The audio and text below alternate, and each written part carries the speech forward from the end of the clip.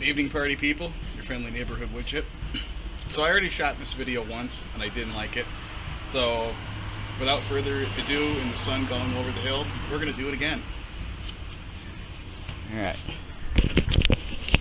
So let's go back to the genesis. This truck was born with a 230 inline 6. And I know it was born with a 230 inline 6 because the 230 and 250 inline 6s in a 60 to 66 Chevy truck had a narrower core radiator, and it sat down between the frame rails on those lower two mounts, and those lower two mounts would not be there if it didn't have a 230. Chevy didn't put anything unnecessary on a vehicle ever. So it had a 230 when it was new. The other giveaway is the motor mount pedestals. They can be moved forward onto the forward set of holes. I believe they would be on the forward set of holes with a 348 or 409. With a small block 230 or 250, they're on the rear holes. The 292 passenger side motor mount was totally different and would be on the front set of holes. The rust and grease matched pretty good on either side. And the motor mounts were in the rear position and they were the straight 6 small block type, so we are going to assume that it had a 230. Okay. So, I buy this truck May 2012. It had a 250 inline 6 in it at that point, installed by the previous owner after they blew up the original 230. If you've ever driven a heavy vehicle with a little tiny engine, you can see how they get blown up. You have to wind the piss out of them. Anyways, so I got it. It had a 250 in it, late 60s vintage. It had a single barrel Rochester on it, single 2-inch exhaust, and it ran like it had a single barrel carburetor and a single exhaust. It ran all right. It was a Soldier. It made the truck go down the road. When I finally retired it and took it apart, it had like an 1/8 of an inch of piston to wall clearance.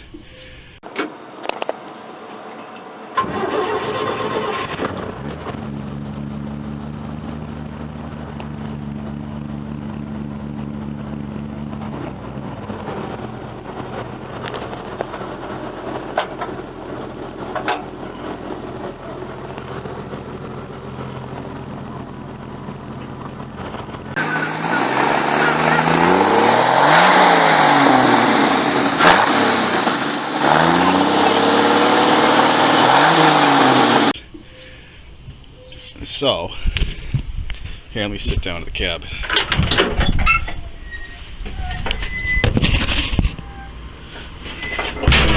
Oh, that air conditioning feels nice. Yeah, let's record as much of this in the cab as we can. So anyways, that thing was an oil puker. It leaks out of the rear main seal, the timing cover, the oil pan, the side covers, the valve cover. At that point, I used to actually own other vehicles, and I used to change the oil and everything else and dump the waste oil into that 250. That 250, notable road trips. We drove at the Champion Speedway in Owego, New York one weekend. 575 miles round trip. A lot of interstate miles. I just drove it with my foot to the wood the entire time. When you started going up a grade, it would slow down to about 45 miles an hour. It did it. It went through lots of oil, but it did it.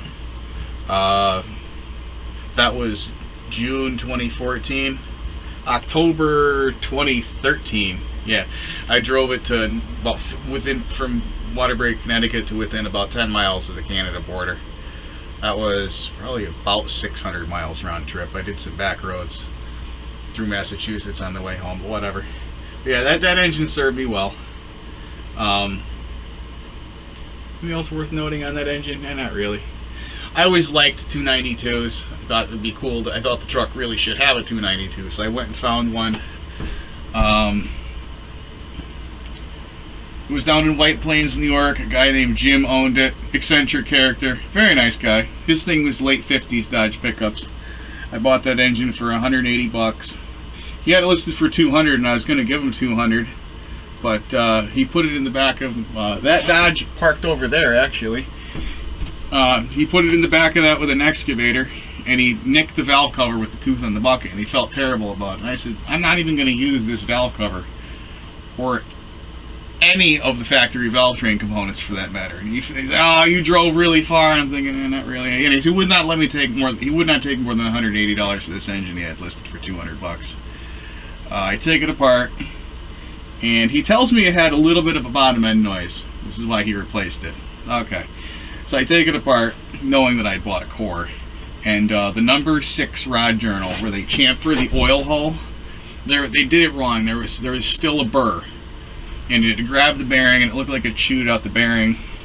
But it probably did that in the first 5 seconds of its life, and had lived however many tens of thousands of miles that way. So I polished up the journal, I re-bearinged it, I put it back together, and I was convinced that it would not catch the bearing and spin it. But anyways, I put a Howard towing camshaft in it, hydraulic flat tappet, headers, 450 CFM 4-barrel, and it ran okay, but the bottom end was a little noisy, and the power wasn't what I wanted. You got to remember, a 292 Chevy stock has about a 7.5 to 1 compression ratio. You put anything more than the factory duration camshaft in it, and you bleed off some of that cylinder pressure, and you end up with an engine that just doesn't wake up until 2,000 or 2,500 RPM. So I took it back apart. I found a set of 40 over pistons on eBay. They were left over from an outfit in Lubbock, Texas. They used to buy up crate 292s back when you could get crate 292s, and they would rebuild them for tractor pulling. The shoulder's killing me. But I got one of the last sets of pistons they had. I put those in without cutting the deck at all. It gave me a stock. Well, I had maybe 5 thousandths cut off the head, but it was 10 3/4 to 1 now.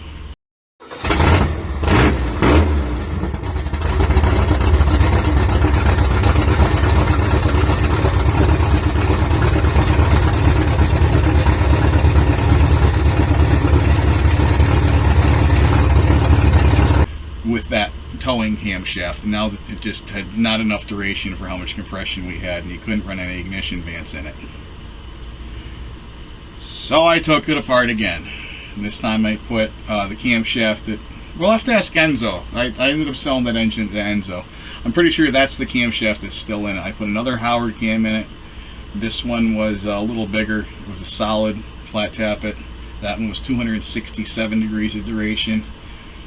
Seat to seat, 230 at 50, 510 lift with 175 rocker arms.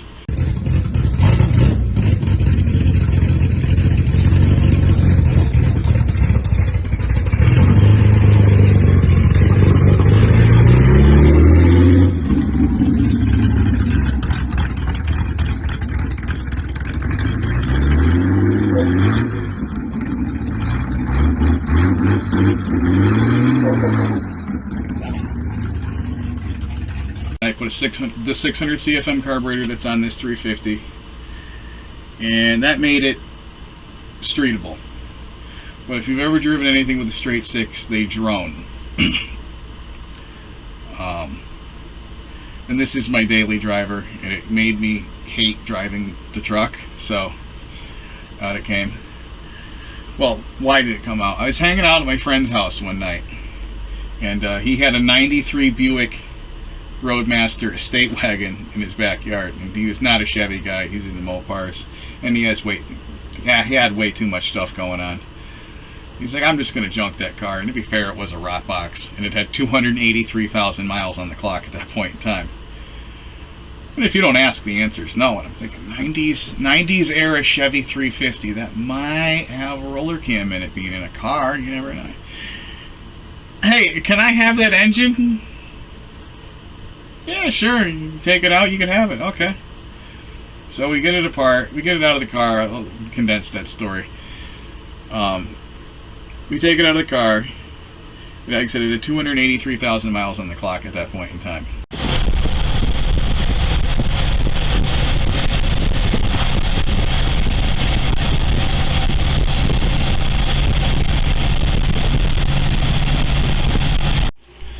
Something interesting that you'll only notice if you take an inline 6 out of a vehicle and then put a V8 in that same vehicle. The V8 is alive. When you start the truck, it has a gentle rocking motion to it side to side. And I didn't realize how smooth that inline 6 ran until all of a sudden the V8 rock was there. In fact, my dad has a Trailblazer with that 4.2 Atlas inline 6, and I find it very eerie to get in that thing and start it. Because you hear it running, but you don't feel it. It ran okay. I drove that out to upstate New York on 1 or 2 trips. I daily drove it for almost 2 years. When I started to finally figure out what was wrong with it, it always had a spit out of the passenger side exhaust pipe that you couldn't tune out of it. And one day I was at work at the farm and I put a new set of spark plugs in it, and I forgot to put the number 2 spark plug wire back on, and I started it up and it didn't run any different than how it always did. And I learned something. I realized that if you've ever played with fast burn chamber swirl port heads on a Chevy with a 4-inch bore, they like 30 or 32 degrees of total timing, less than what an open chamber would like, 35. And this thing would run better with as much advanced cranked in it as you get. Kinda. The thing is, when you've got a cylinder that's a dead player and you crank the timing up, you kind of bring that cylinder back to life. And now the rest of them are on the ragged edge of reignition. So the radiator, this is now, we're in July 2022, I'm sorry, we're in August 2022 now. Now we're in December last year, 2021, and the radiator had gotten wounded. I don't even remember how, when it was hemorrhaging coolant, so I had just filled the block with water, and that had never been a problem because I just plugged the block heater in and didn't worry about it until one night I forgot to plug the block heater in, and it pushed out the side of the block, where it pushes out the side of the block on every Chevy 350, a half an inch below the deck. That gets frozen. Anyways, so I pulled that out. I had the aluminum heads already. I was planning on putting the aluminum heads on that 290. Actually, at that point, it was over 300,000 miles. And at this point, I'm glad I didn't.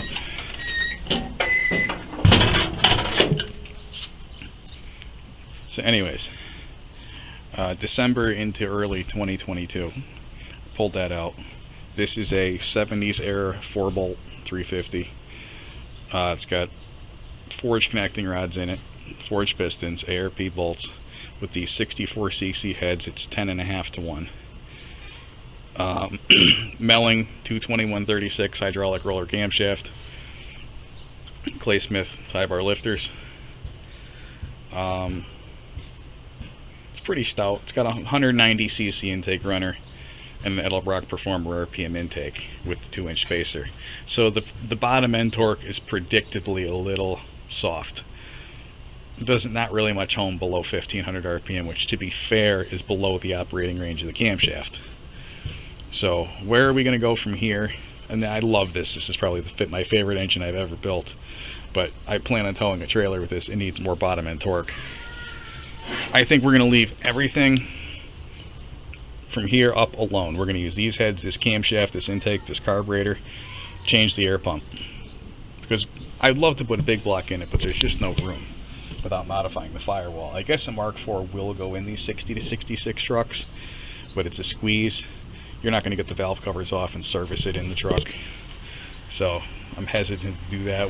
I'm not ready to dive into that whole firewall shit. But anyways, I could still go with a 383 or a 400, and it's physically exactly the same size. I do have a 400. It's kind of dark in here. Hey, you can't see it. It's actually up there in the attic. I'll not even explain how I got that up there. Yeah, I think you just get a little bit bigger air pump sucking on those intake ports, and she'll wake up. So anyways, that's how we got here, where we are, and where we're going. That's the 5 engines of my 63 Chevy. So enjoy. I left a lot of information out on purpose, so this video doesn't end up being an hour long. If this generates any interest, I'll make another one. Peace.